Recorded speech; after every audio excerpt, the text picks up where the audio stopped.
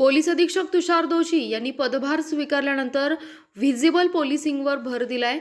वाढलेली गुन्हेगारी आणि वाहतूक कोंडी कमी करण्यासाठी स्वतः रस्त्यावर उतरून पोलीस अधीक्षक आढावा घेत आहेत. गेले 2 दिवस सांगली, मिरज आणि कुपवाड या तिन्ही शहरातील नशेखोरांच्या डार्क स्पॉटचा आढावा घेतल्यानंतर आज दोशी यांनी शहरातील वाहतूक व्यवस्थेचा रस्त्यावर उतरून आढावा घेतलाय.